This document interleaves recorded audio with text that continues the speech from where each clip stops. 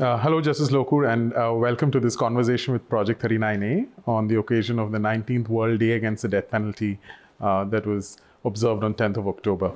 Yeah, thank you for inviting me.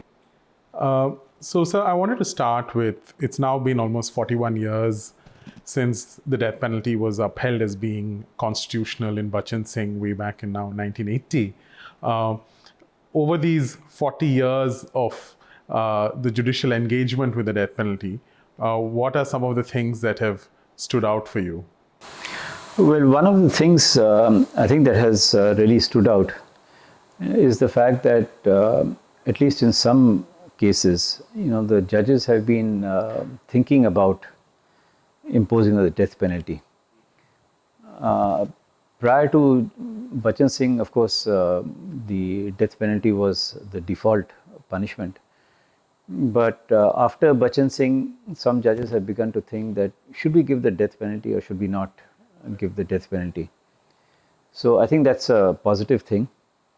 But the not so positive aspect of Bachan Singh is that it has led to some confusion on various aspects, like what are mitigating factors, what are aggravating factors, what is the rarest of rare cases. There are a lot of things that have happened over the last 40 years. And of course, Bachan Singh is coming on the back of the 1973 CRPC, where that legislative change happens in terms of saying, okay, now life is the default punishment for murder and death sentence is the exception. But in your own sense of these 40 years, how has that exceptionalism played out in terms of judicial understanding of when is, and I think there seems to be a lot of confusion on when should it amount to an exceptional situation to impose the death penalty? Do you think there's sufficient judicial clarity over the 40 years on this? No, I don't think there is sufficient judicial clarity. I had mentioned, for example, aggravating factors, mitigating factors. You also have, exercise of judicial discretion, which has been mentioned in Bachan Singh. Is it unquestionably foreclosed? That's one aspect. There's a lot of subjectivity that has crept in some ways, which I think has made the award of death penalty, judge-centric, so to speak. For example, if it's a crime which I think is heinous, deserves a death penalty will be awarded. But if I think it's not heinous, then I will not award the death penalty. But how do you say, that a crime is heinous and deserving of death penalty? These are gaps which require some clarity. Of course, you can't have a mathematical formula that, if A, B, C, D happens, then this is the result. But yes, there has to be much more thought given to all this. So, in terms of just thinking about what has happened with Bachan Singh's framework on how should judges go about deciding in what set of circumstances should the death penalty be imposed and should it not be given, there seem to be two lines of thinking on this. One line of thinking is that we have taken Bachan Singh and done terrible things to it in terms of there is no consistency in its understanding and its implementation over the years. That's one line of thinking. The second line of thinking is that those problems of inconsistency have arisen primarily because of the gaps within Bachan Singh itself. Do you see it as either one of these, or is it a combination of two, that Bachan Singh perhaps should have given more guidance to future judges and that it hasn't? Or is it that we just took something that was good and have done a terrible job of it? Well, I think it's a combination of both. You see, if you look back, Bachan Singh was delivered in 1980. Right? Things have changed a lot since then.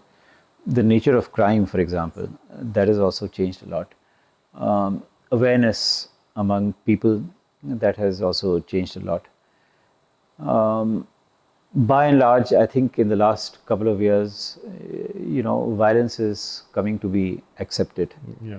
So, therefore, if something goes wrong, somebody is murdered or somebody is raped and murdered, the first thing that comes to the mind of the family or friends of the victim is death penalty. So Bachchan Singh could not have visualized all this, you see. So I think Bachchan Singh is a good stepping stone, if I may say so. But the judiciary has to build on that. Okay. Now there are some gaps that have been identified, for example. Okay. How do you fill up those gaps? Either the parliament does it or the judiciary does it. Okay. You don't know what are aggravating and mitigating factors. You don't know what is to be done about reforming a person. There are judgments which say this person is, he can't be reformed. There are judgments which say that, oh yes, he can be reformed. He's a young fellow. Why can't he be reformed? Now, how do you come to that conclusion? Okay, so these are, some inconsistencies or incongruities, whatever you may wish to call them, but they need to be looked at by the courts so that these gaps, so to speak, or these inconsistencies or incongruities or that judicial discretion or that judge-centric approach gets minimized. So in the phrase "the rarest of the rare," that is everybody throws about whenever there is a heinous crime that's committed, and saying, if this is not rarest of the rare, what is? And I mean, of course, there is a certain public perception of it, how the media reports what rarest of the rare is, but judicially it's something else totally, isn't it? It's not just the heinousness of the crime. The law requires you to look at the offender as well and say, okay, what circumstances about the accused should you consider before deciding punishment? And goes back to very certain fundamental fair trial commitments that we have. But in looking at circumstances of the offender, these gaps that you talk about, one thing that sort of in our work we've seen that the law really doesn't account for how are these factors to be collected, how are they to be gathered, who will do this, right? And you very well know, since you've done so much work on legal aid and the state of legal representation and kind of prisoners that are on death row are very poor. How do you match that reality of death row prisoners and their socioeconomic vulnerability and this requirement of the law saying, please bring us circumstances of the offender? And very often, barely anything makes its way into court. How do we then reconcile these two realities? Yeah, you see, it's a very serious problem. If you look at it from that point of view. Legal representation, all right? Let's start with that. If a person is poor or belongs to a marginalized section of society, the chances of that person getting good legal aid, good quality legal aid, probably don't exist. Okay, for a variety of reasons. One is that the person is unable to pay the fees of the lawyer. Second is that the legal aid services under the Act have not developed in that sense that you get the finest of lawyers to come and say, all right, I'm going to appear for this person, So that's the first problem. The second problem is, what does society have to say about it? Now, rarest of the rare is a good, headline sort of thing. Okay. In cricket, for example, you have body line. All right. So here you have rarest of rare. But what is rarest of rare? What is rare, for example? Okay. I mean, are you going to say that, murders are very commonplace? Now, rape and murder is also very commonplace. So therefore, it has to be something much more than rape and murder.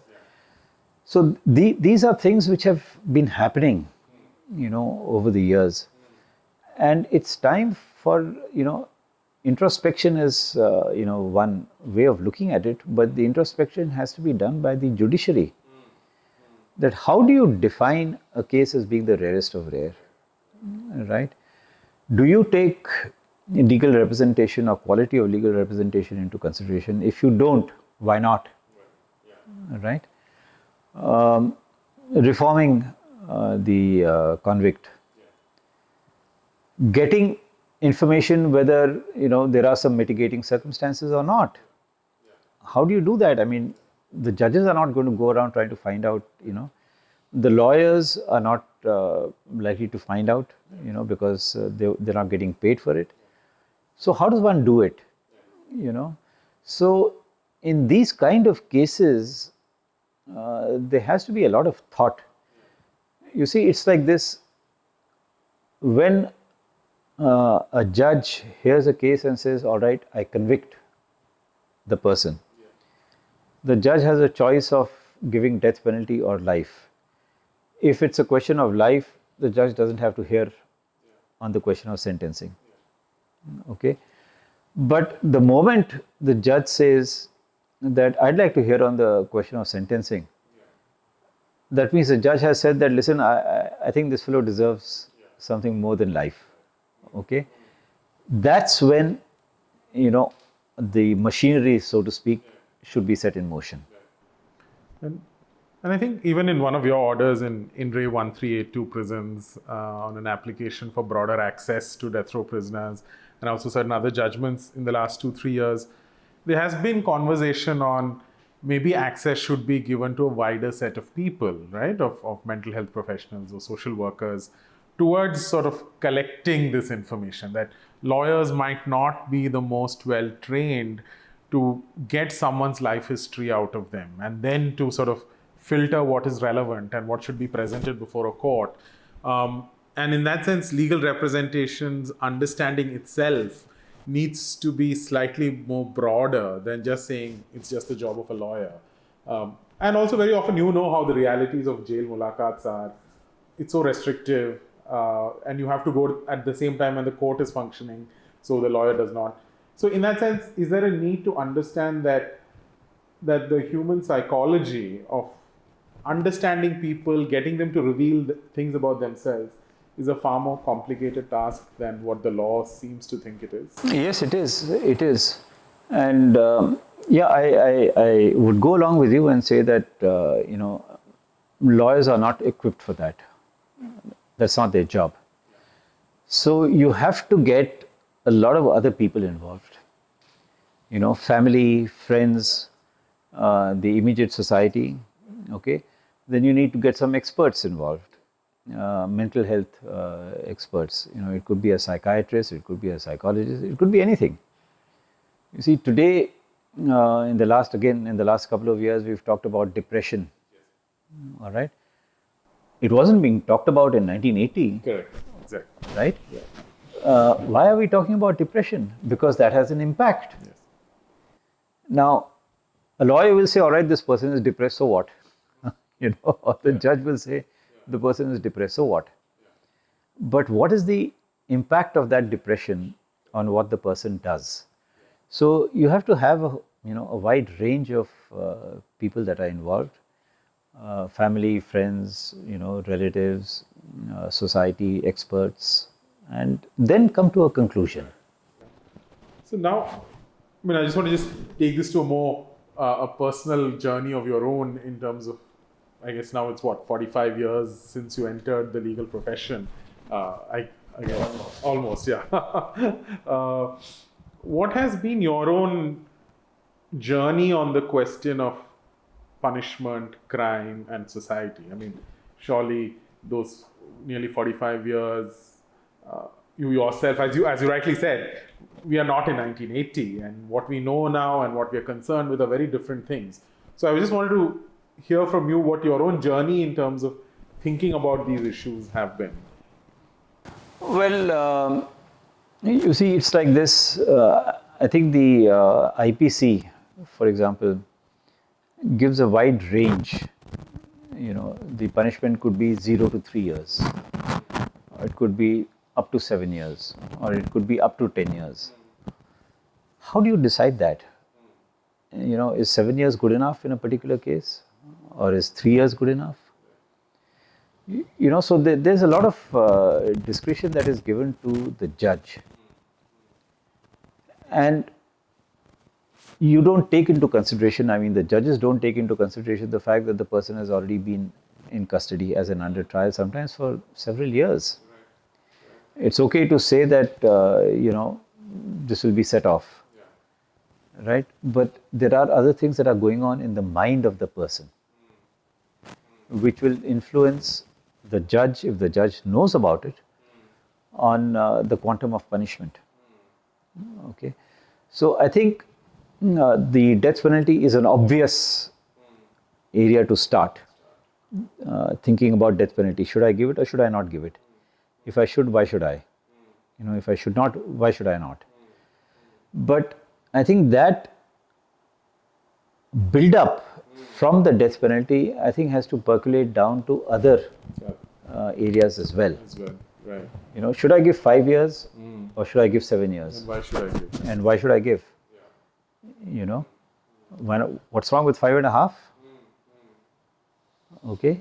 Yeah. So there's a lot of thought that I think needs to go into all this. I don't think that discourse has started.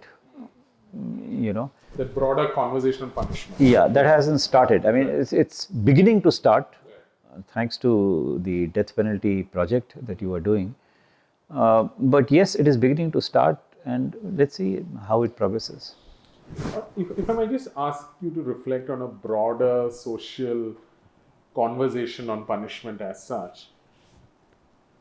From the time that you started out as a lawyer to now, do you think that we are more and more a punitive society, and we are not, and this conversation that you're talking about punishment just hasn't happened, that we seem to take great comfort in the fact that the solution to every social problem is to criminalize and punish? Is that something that you have seen happening? Is that of concern, that we seem to have a one-track solution to social problems? Well, I have noticed in the last couple of years, the heavy hand of the law, so to speak. If something goes wrong, punish that person. Why has it gone wrong is something which is not looked at. Okay. Jail being the exception has always been thought of. But now ideas are changing, thoughts are changing, Let's put that person in jail first, and then then let's see. And you had this rather horrific statement made by a former Chief Justice of India to say that, well, you will be safe in jail. Okay, so what does one make of it? So therefore jail becomes default, and bail becomes an exception. That is disturbing. And the reason I ask that question is that those broader social conversations about crime, punishment, law and order then finds reflection in the death penalty conversations as well, right? That those attitudes to those broader issues are then reflected in when you come to questions on the death penalty. And on that, I had a question, and I hope you'll indulge me, saying in the 20 years as a judge, almost 20 years that you were a judge, on the bench, what are some of the imperatives or the considerations or how judges are thinking about this question of punishment, crime and society?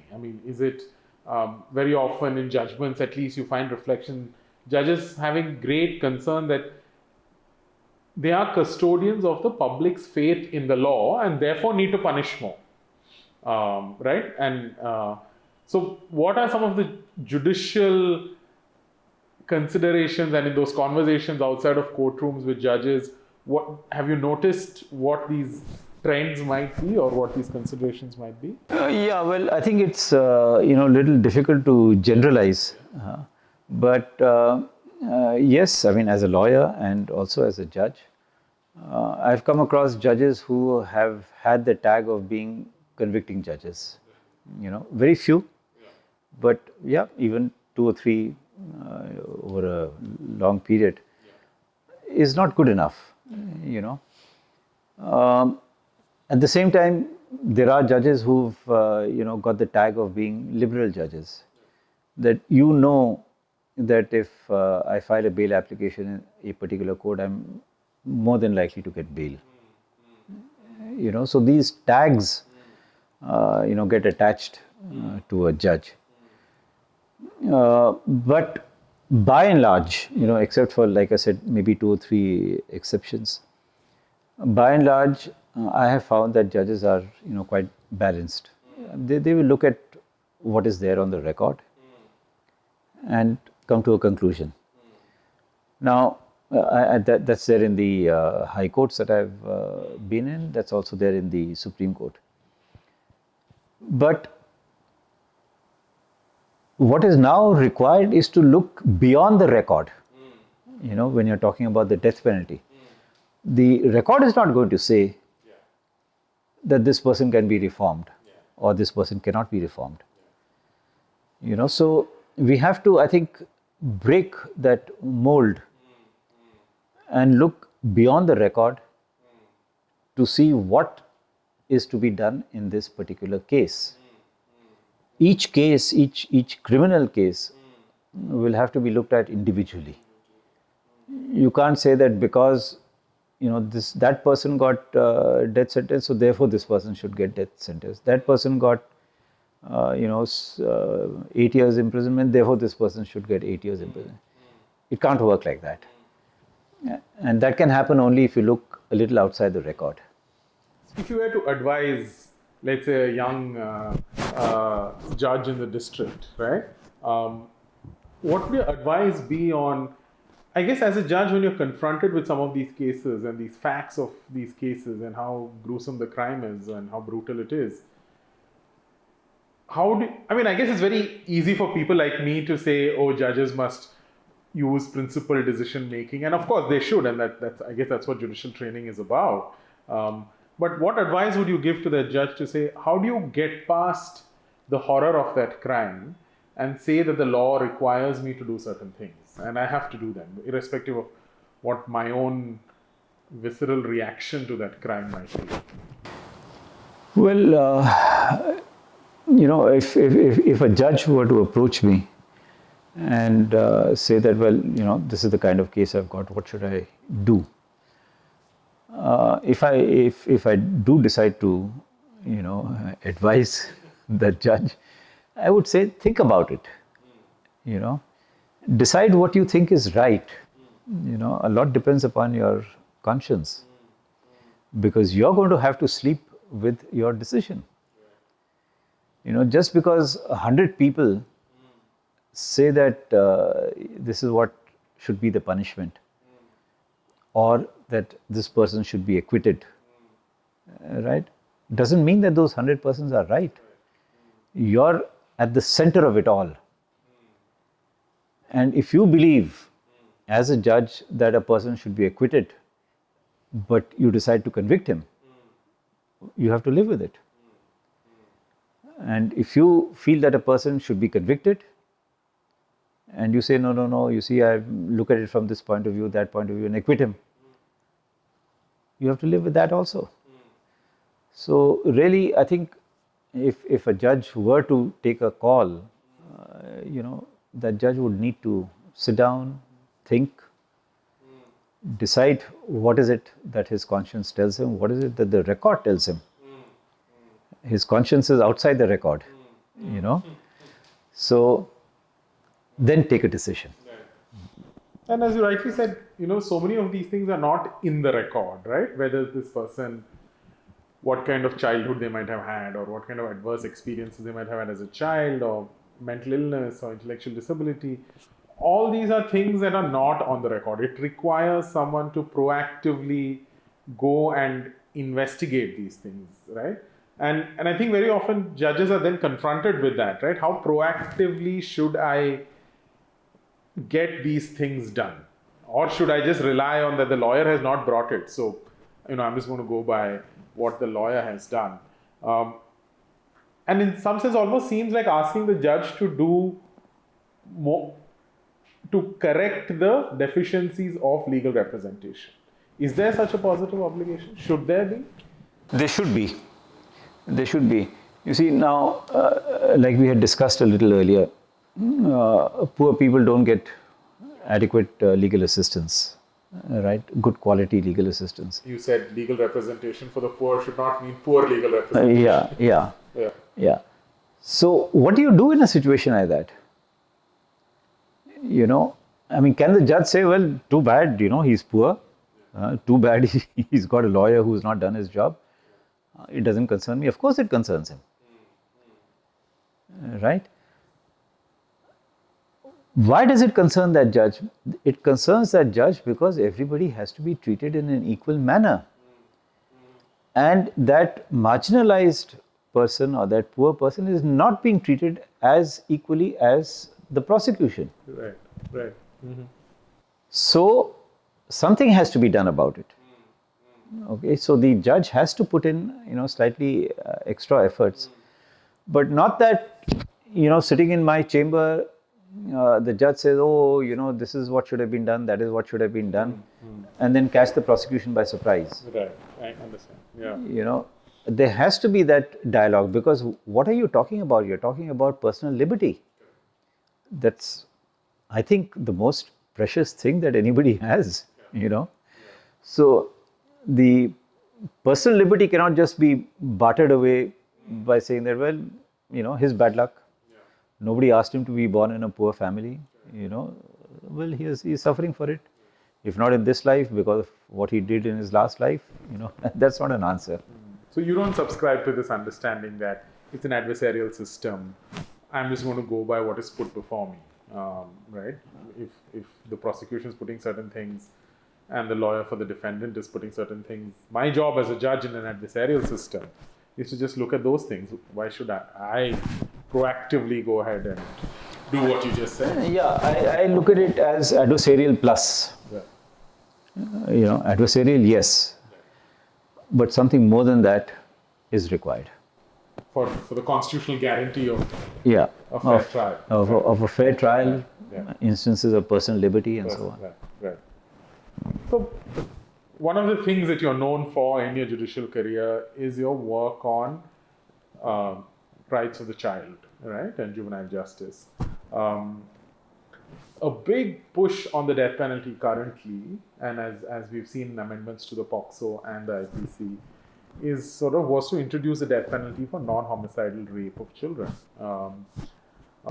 And attached to that conversation is this sense that the criminal justice system is loaded too much in favor of the accused. And many chief justices have, I think, erroneously presented this as that somehow rights for the victim means necessarily lesser rights for the accused.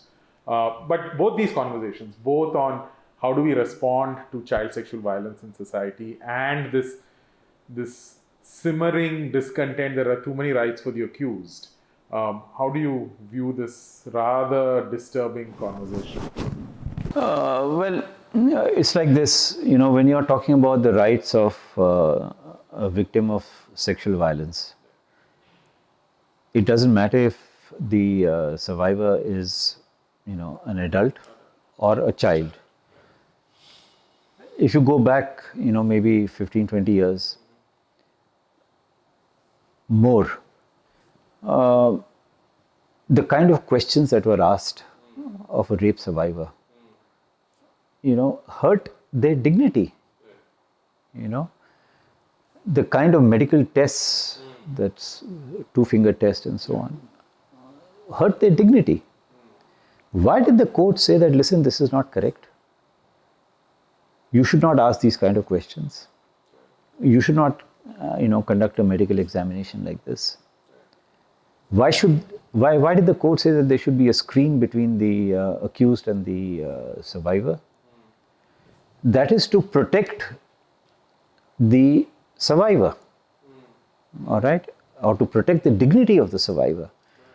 It is often said that a victim of a sexual offense, once that person comes to the court, it's like a replay of the entire of the trauma. So that's how the rights of victims began to gain importance. Okay, and rightly so, yeah. Now, once that began to gain importance, then the feeling was, the rights of the accused are getting diminished. No, they were not. It's just that the level of the rights of the victims or the survivors was increasing. And they would have balanced out at some point of time. We are still in the process. I'm not saying that, So, for example, an appeal being filed by a rape survivor or a victim of a sexual offense, not permitted. Why? So if you look at it from that perspective, I don't think the rights of the accused are getting diminished. I don't think they've got too many rights. If they're entitled to rights under the law and under the constitution for a fair trial, they should be given a fair trial. But the conversation seems to be that there are too many rights for the accused, right? And we perhaps need to, in the interest of victims, reduce the rights of the accused. I don't know. You see, because ultimately it's the accused also who's going to go to jail. Yeah.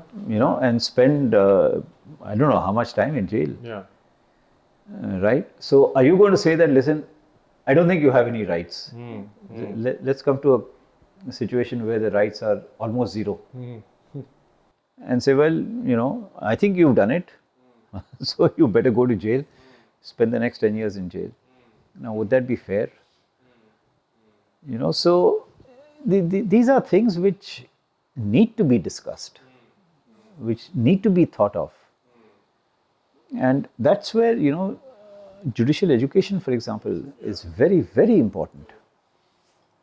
So, in terms of just thinking about the death penalty, as you rightly began by saying also that there have been judgments that have sought to look at, are we doing it the right way? What have been the problems?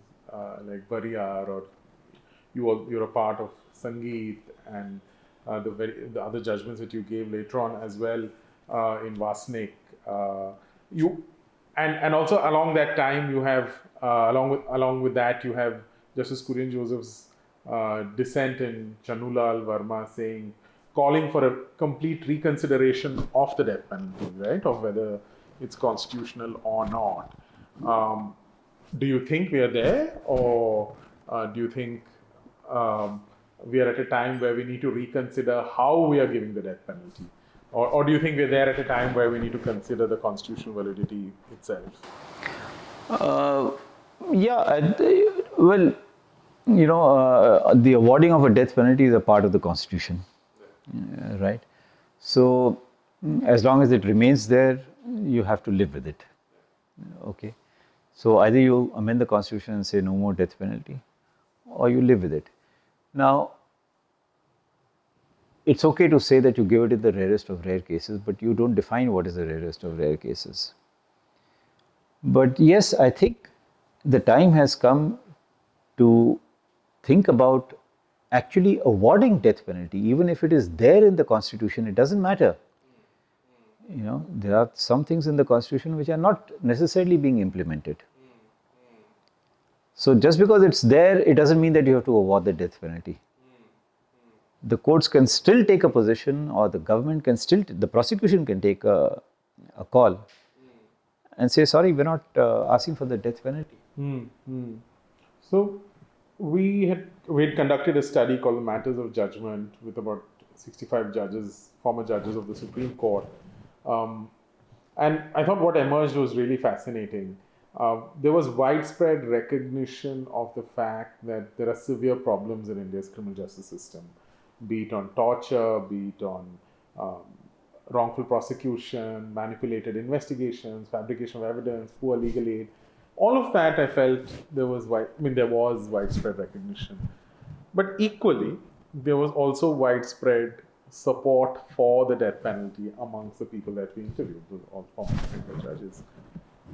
So on that question of constitutionality, it might, even without going into the morality of the death penalty, right?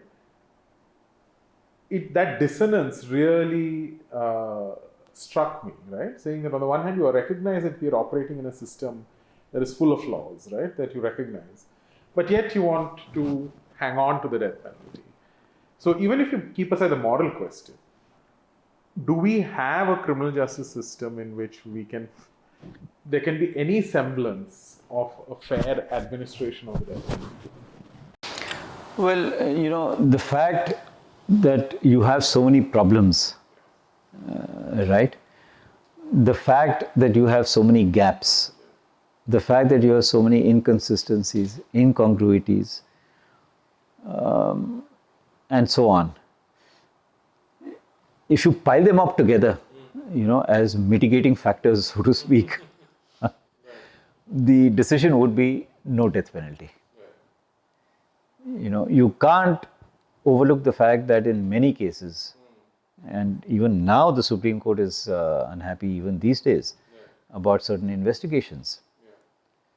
Now, if the investigation is shoddy, the entire edifice on which the case is built up is on some shoddy investigation.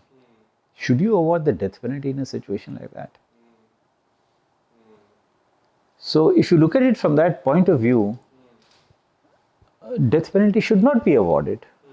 And there are, 10 good reasons why it should not be awarded.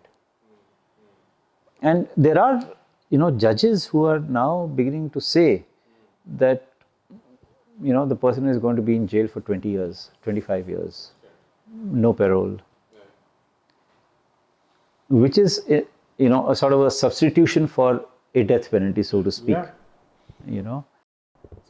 So that's actually the question I wanted to end with, that statistically speaking, the reduction in death sentence confirmations in the Supreme Court has seen a corresponding increase in longer sentences without parole, sort of excluding the state government's right to send people out on parole or remission or whatever, right? Is that any fairer? I mean, how do we reconcile that with saying, okay, is that more humane, or do you think it's just as cruel? I think it's it's still bad. Look at it from the point of view of prisons. There has been a lot of talk about prison reforms right from the 1970s onwards, 1980s onwards, right? The condition in prisons has not improved. So when you're sending a person to prison for 20 years, 25 years, or life, as the IPC says, you're sending that person into a place which is perhaps unlivable beyond a point of time. So what do you do about it? So the entire criminal justice system, needs a rethink. Are we doing the right thing? Okay, that's one. What about the various, segments in the criminal justice system? Forensics. Okay, recently the Karnataka High Court said that there's something like 35,000 samples which are pending analysis. All right, that's not a small number. So forensics is a problem. Prisons are a problem. All right. Investigation is a problem. Legal representation is a problem. The exercise of judicial discretion is a problem. So with all these problems, the time has come to think, what are we doing? And until you think and make up your mind, I think we should just avoid the death penalty. Well, Justice Lokur, thank you so much for your time, and I thought it was interesting to see that journey, just those 40 years, what it has meant, and how much has changed, and all the various other things that we need to consider. So thank you so much for your time, and I hope these are conversations we can continue in a much broader sense. Thank you so much. Yeah, thank you, and all the best.